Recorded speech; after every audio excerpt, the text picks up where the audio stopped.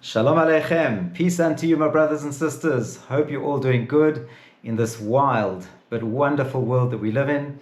If you're a first-time viewer to the channel, my name is Shmuel, the running tour guide, and we are already at week 6 of a 12-week series. We're physically and spiritually building ourselves during this time of war. Now, how do we do that? We've set goals, a sub 5-minute goal, a sub 3-hour marathon, and the other part is to build ourselves to be better human beings.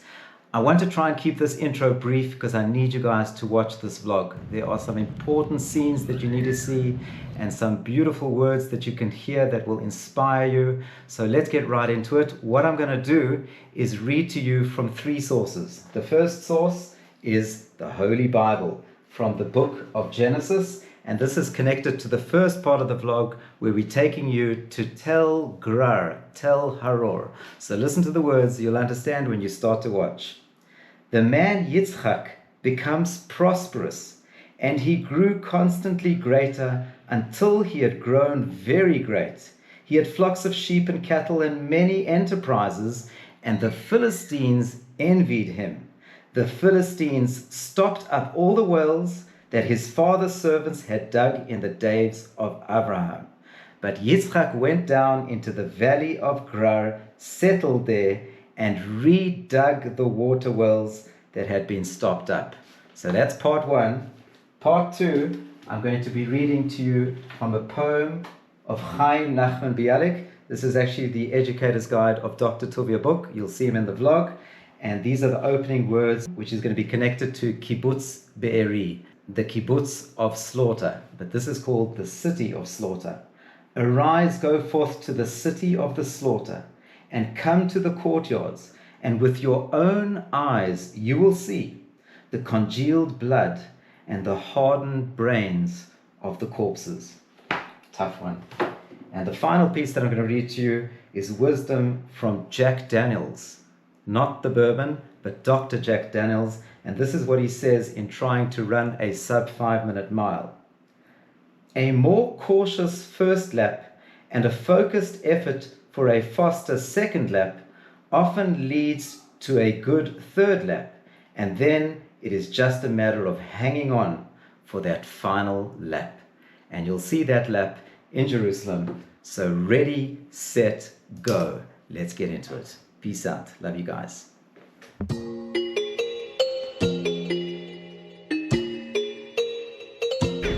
Wow, this is incredible. Black kites and Black Hawk helicopters. That's blend into one. Talk about timing. And here I am with Tuvia. I've just pulled him out the army base. We're very close to the Gaza border, but we've decided to bring you to Tel Haror, a multi-layered city of great significance, huge in size, and we'll plug you into the story when we start to find some antiquity. Okay, we've done the full circumference of the western part of the Tel. Now we're heading up. Here we are looking towards Gaza. We're looking southwest, that's due west. In the distance you can probably see Netivot sticking out. And then further to the east you can see Beersheba. We're soon going to find out that 2 very important influential people in the history of mankind was here, and that is Abraham and Isaac. But how do we tell this is a Tel firstly? Okay, folks. So this is a diagnostic shard, which is clearly the rim for a cup runneth over. And these are all from the Iron Age period, which is exactly the time of the Bible, the Tanakh. And they were just surface pottery that's found over here. It'd be easy to reconstruct the whole vessel with a pottery chart. So this is a giveaway that it's an Iron Age Tel just from the surface pottery. Okay, I've left Tuvia at the top of the Tel. I just want to run you a little bit further out, down into the valley of Gerar. Here I'm actually running in the footsteps of Isaac, because what happens when Avimelech finds out about the fact that he was hiding who his wife really was, not his sister, Avimelech basically forces him out the city, and Isaac heads into the valley outside of the city limits. We may even see some flowing water here. Hang on a second, let's see if we can get through here. Wow. Here we go. Right next to the city, the stream. And even now with the rains that we've had, You've got water here in the northern Negev, a source of life. Without water, there is no life. But during the times of the matriarchs and the patriarchs, this was a very influential city. And the question is, why here, right next to the Philistine heartland of Gaza, and to the east, the city which had just been born as a result of Abraham settling there, the city today of Beersheba. We're going to bring out the significance of Be'er, which means well. Well, we'll get to that. Time to head up and enjoy the views from up above. See you there.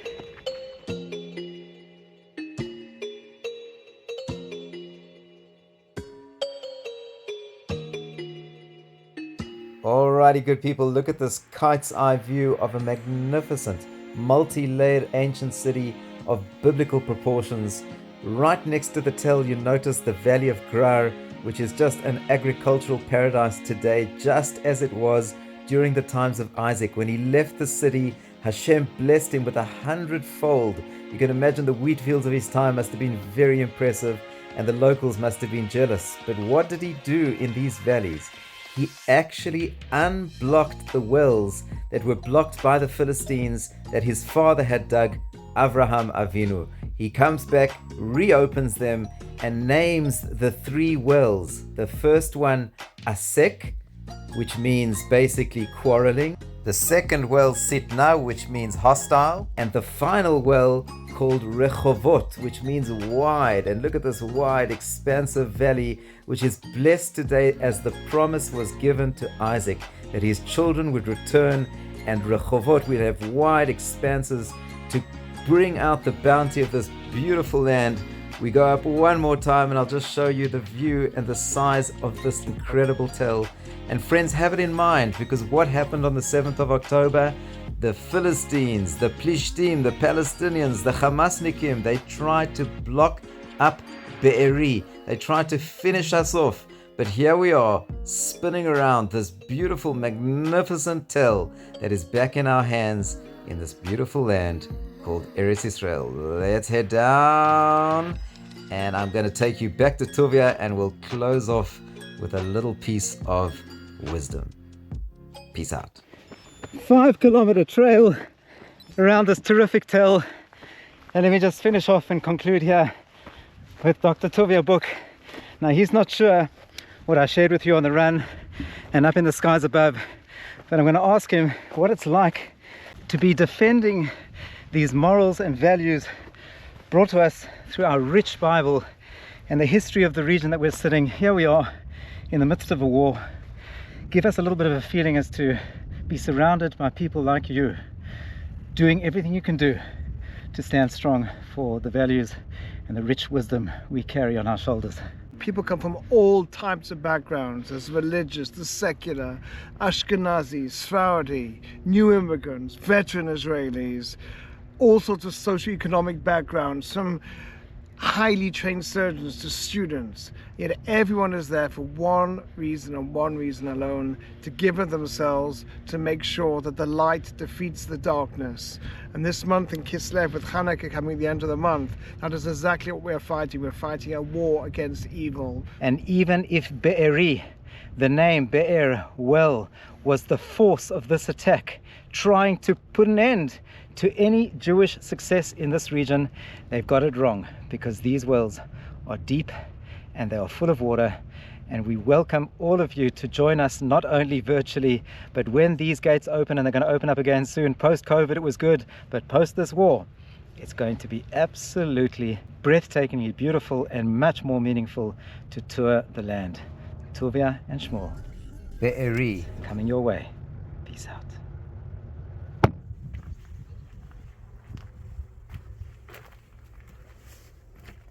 I cannot believe what I'm actually looking at. It's made it so much more real for me, but at the same time so frightening. A scene like this should be a clear wake-up call to everybody out there that this form of hatred cannot exist in our world, and somebody needs to deal with it. The Israel Defense Forces that are currently fighting this war is a war and a protection for all future peace-loving human beings. We cannot ever allow ourselves to have a scene like this be a part of who we are. So stand strong together with us here in the land of Israel. Friends, just look at this beautiful kibbutz BEERI. Tall trees, lush gardens, the sounds of the birds, beautiful parks. But what happened here on the 7th of October is still very much tangible. And I'm going to walk you through here to an alley of destruction. You can already see this house with all the bullet holes.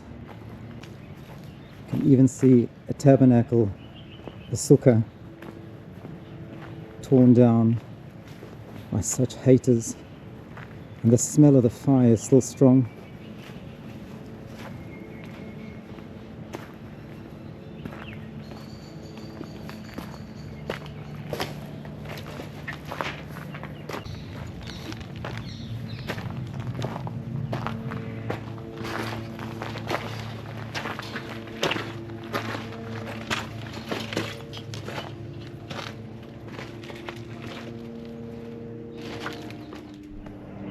A 120 years ago, the Zionist poet Chaim Nachman Bialik visited the site of a pogrom in Kishinev, and he wrote an epic poem called BEERI The in the city of the slaughter.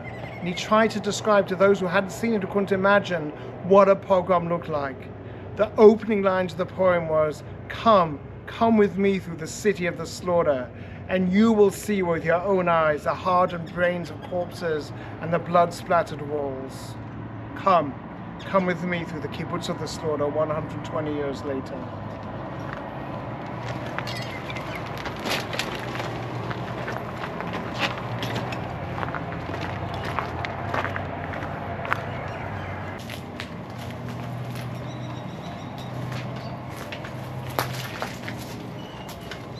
You can see here children, you can see here life, the funny pink bicycle helmets, the pink umbrellas, the signs of life, the signs of a future.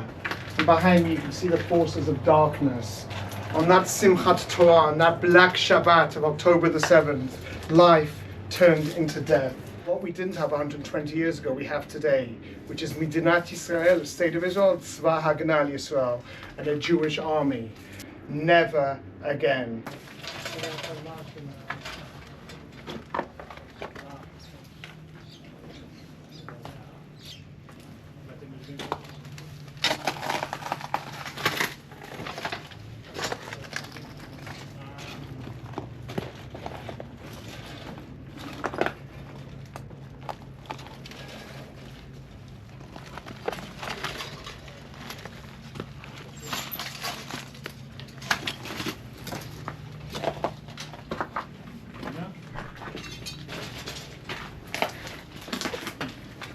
Okay, we're now going to walk you towards the fence Where the terrorists broke in. where the terrorists broke in.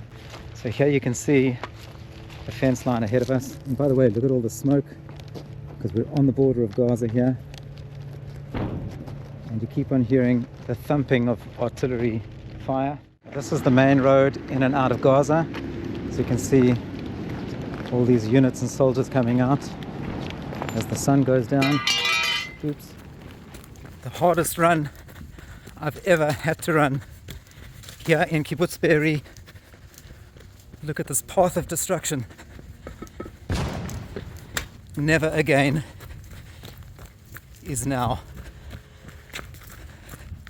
You still have the beautiful lights in the front garden of a house of a family that does not live anymore. But we will live on, and we will fight for our freedom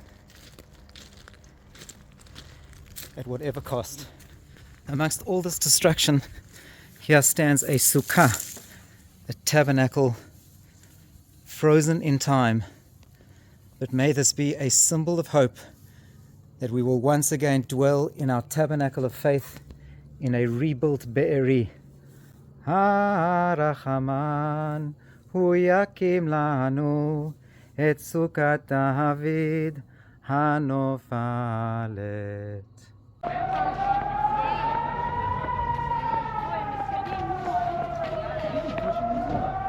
לא, אמרתי להם. J'arrive le 6 à Paris. You hear the boom? Yeah, I heard the interception. Anyway, I ran that way. Anyway, this was a little bit of an experience of a red alert here in Kibbutz BEERI. Friends, I'm glad we could bring you here, however difficult it is to see and to hear about the city of slaughter, the Kibbutz of slaughter. I and Tuvia hope that it made an impact and that you continue to stand with Israel, stand with truth, don't be on the fence. And friends, next time hopefully we'll bring you better news, bit by bit, a thought to leave us. Well, the kibbutz is coming back to life because last week they reopened their dining hall, which is right behind us, the Chadar Ochel. Right. So people are coming back now to eat. The printing press reopened so we can carry on spreading knowledge in a positive way. And this lovely group of people who are just about to come out of the shelter have come all the way from halfway across Israel to make food for our soldiers. So one thing that we've seen about this war is just as we reached our lowest of the low, our nadir, along came the war and has united us, reminded us what we have in common. There we go. Okay, friends. See you in the next one. L'chaim, to life. To life.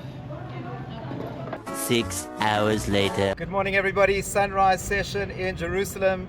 We're going to do 6 times 800 at 2:45. Not feeling the mojo today, That's so not the pace, by the way. That's the time. That's the pace time. Is around 3:26. 3:26 pace. You'll have him in the lead, so enjoy the view and have fun with us. What do you think of the socks? SA, staunch supporter of the land. Yeah, not so sure about that. Okay, what do we do?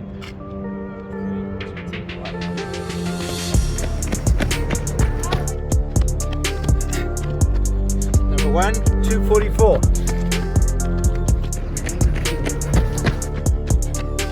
2:47. Sorry about that.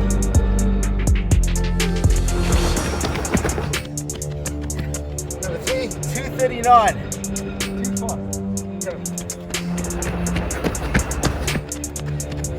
4, 2, 4, 1.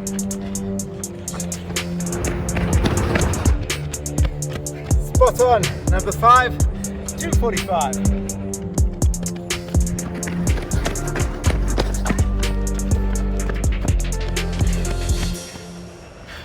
We're done.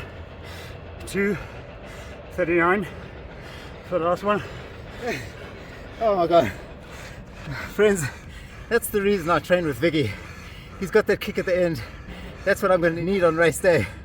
I found that hard. Felt marathon in my legs, but they were good splits. Yeah? I think my last one was 2:44. Yours 2:39. Anyway, so good to be here. So friends, that is week 6. We're making our way there step by step. I hope you guys are enjoying. Subscribe to the channel. Drop a comment, let us know. Are we progressing? Are you enjoying the runs? What are you not enjoying? My legs is getting stiff. Yes. The legs are getting stiff. Yeah, and I've got stiff competition. So Yeah. we'll see you guys soon. Peace out.